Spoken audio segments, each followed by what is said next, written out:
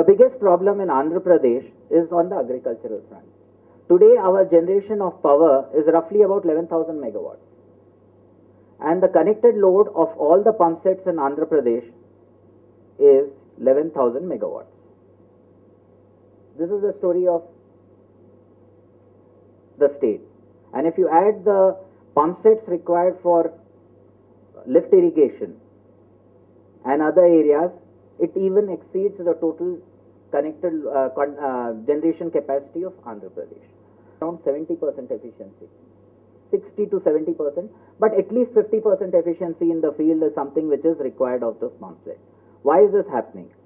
Because one, the quality of power is bad, so the windings fail very regularly, and when the winding is replaced, it is replaced by absolutely hopeless material. Just for the information, I'm sure I come from that business, so I know the winding which goes in this pump set has a conductivity level of about 70% conductivity. So you can imagine how much extra power those pump sets will be taking. The bearings are never replaced, and they never put capacitors on the pump set. So the whole system gets degenerated.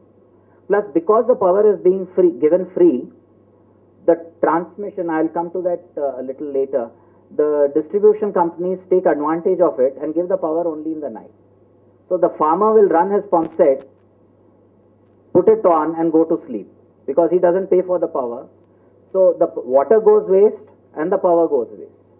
The water table was also coming down because of this reason. So this, in a nutshell, is the entire problem of the power sector in Andhra Pradesh. What happens because of that, because the power is given free, is another story for another time, where the cost of this power is now being loaded to industry, and the power to industry is becoming inordinately high compared to any other place. But that's, I think, is a matter for another discussion sometime. Now coming to the topic, electricity, we all know, is something which we cannot live without. Electricity is also something which cannot be stored. It has to be used in real time. So today, if I generate something, I have to use it immediately. So it was, over a period of time, decided that I cannot match 2 and 2 easily. But suppose there are 20 2s and 20 2s here. 40 can be matched with 40 easier. So the grid became bigger and bigger. So that the instability in one consumer and one generator is passed over a much wider spectrum, and therefore the grid became bigger and bigger and bigger, and the sensitivity of the grid, while the sensitivity got reduced to individual shock, but the criticality of that grid became so much more important over a period of time. I think let me not get into too much of those areas, because I'm sure the professors here will be talking much more in those details, but what is required is a proper system so that we can have flexible peaking power availability to match the peaking power demand of the society.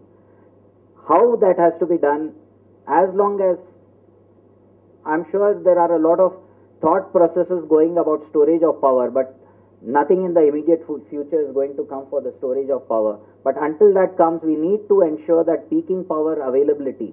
Today we can use hydel power as a peaking power very effectively, gas power to a certain extent. So we need to have that sort of a thing ready so that we don't get into this type of system blackouts. Once again, welcome to all of you to this seminar tutorial on the power blackouts. I'm sure it will be of great use to everybody here.